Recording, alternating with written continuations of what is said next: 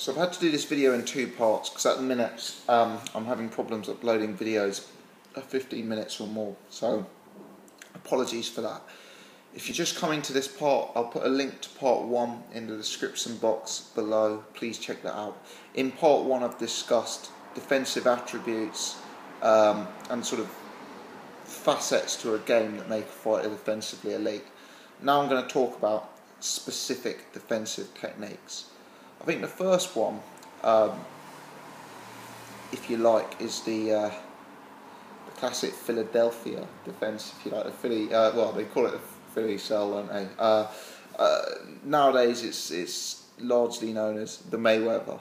And in terms of answering the initial question, which is the best fighter to use each style, certainly for that I'd be talking Mayweather and James Toney. I don't think Adrian Broner has mastered it to the same level, but he's certainly defensively capable. So in terms of what I think of when I think of this defence, and I appreciate that there are people out there who are going to be better versed in this than me, what I'm anticipating is crossed arms, if you like. So the first arm is positioned like this, so that the shoulder is high, and your arm is covering your body. It's trying to protect yourself from hooks to the body, etc. Your second hand is up high, covering your chin. So in many ways you've kind of got, you're not sticking to a conventional guard, but in many ways you're covering yourself with your shoulder here, you're covering yourself with your hand, and the cross arms that are going on down here is trying to keep yourself safe from vulnerable body shots. When you're like this, it's easy enough to kind of throw a jab from low. It's easy enough to kind of turn to do a shoulder roll, which obviously is what you see Mayweather, James Toney trying to do. And I think those guys have really mastered this way of defence. It's all about slipping shots, it's all about rolling shots. And I think this defence works really well for a counter-puncher. Because, if a guy's going through your chin, you can try and, take it here so it glides off you, if you like, and then throw back with a cross with the other hand. So it's like a counter-punching style, if that makes sense. And at the same time, you're doubling up, you're belt embracing it. You're not just putting your shoulder up in case that goes wrong. You've still got the hand there. And I think defensively, the best examples, I'm not going to overcomplicate it and pick some obscure examples. The best examples are Toney, Mayweather, Broner. These are guys who are trying to use these defences. And I think it works really, really well, as I say, for lower volume counter punches, because not only does it protect you from taking much, it also can lead to creating openings in your opponent's game that can work well for a counter puncher.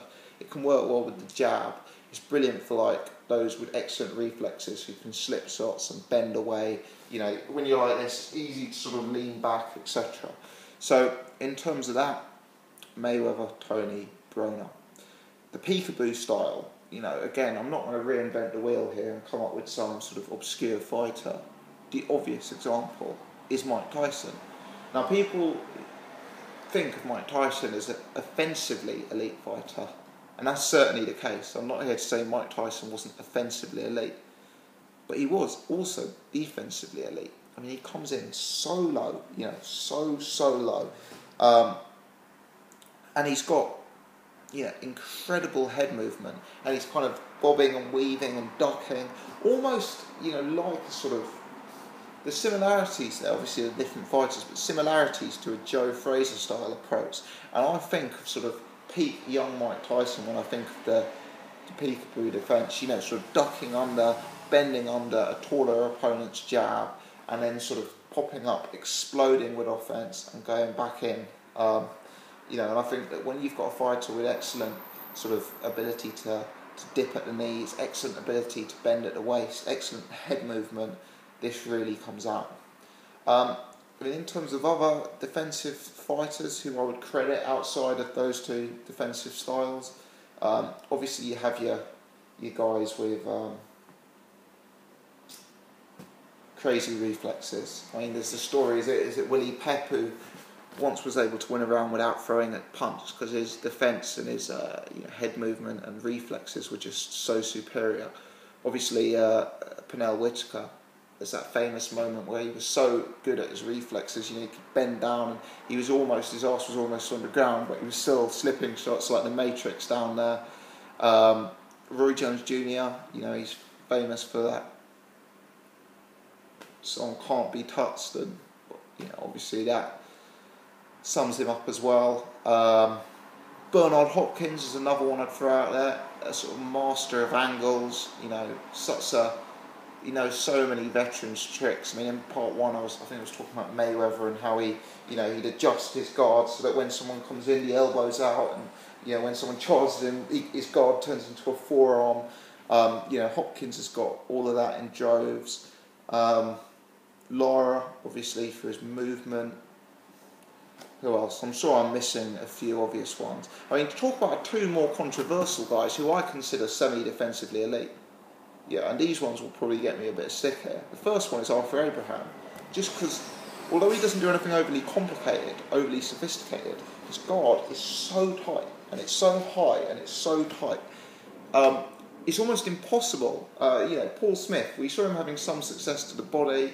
We saw him, you know, maybe outlanding in terms of volume against Abraham. And I appreciate that Paul Smith isn't a world-class fighter. But, you know, his guard was so impregnable, and I have to give him credit for that.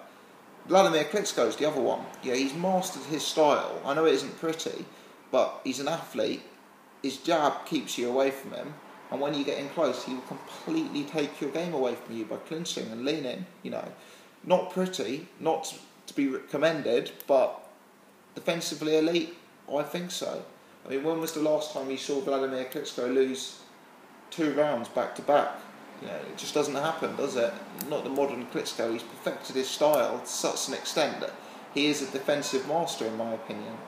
So, all in all, I mean, that's a fair summary. In terms of who I think the elite defensive fighters are, Pete James Toney, Floyd Mayweather,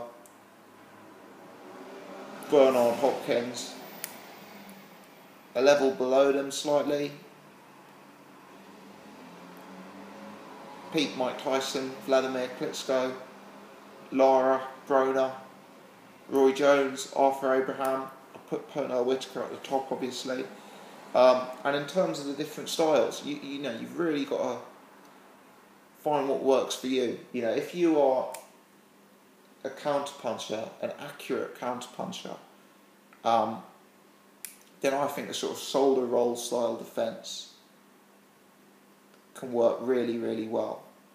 If you're a shorter guy who likes to get inside, throw combinations of hooks, maybe fight punch to the body, maybe rough someone up on the inside, perhaps, you know, the peekaboo defence is the way to go. And still, I don't think to be defensively elite you really need to reinvent the wheel. I mean, Vladimir Klitschko, Arthur Abraham, you're not seeing these guys rolling shots. You're not seeing them giving world-class head movement. You're not seeing them get low, duck under shots, you know, try and creating openings that way. They're conventional, you know, they stand upright, they keep their guard high, and they can tie you up when you get inside. There isn't a single technique that makes you defensively elite. But dependent on your style of offence, you can pick one to adjust and to sort of complement it, if you like. Capabilities, which we discussed in part 1 of the video, those, if you were creating the ultimate defensive fighter, you know, the absolute ultimate defensive fighter, you'd have all of those capabilities. Having said that, I mean, having the majority of them is good enough. I mean, Bernard Hopkins, nobody's going to suggest he isn't defensively elite, but he doesn't move like Erislande Lara. You know, let me try and think of another example. I don't know, Mike Tyson, he was clearly defensively elite, but he wasn't a fighter who was necessarily known for his jab.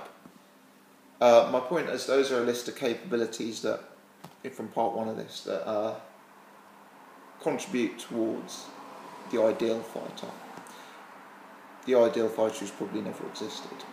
Anyway, let me know your thoughts. I'm keen to discuss defensive fighters, defensive fighting techniques. Hope this has answered the request. Cheers.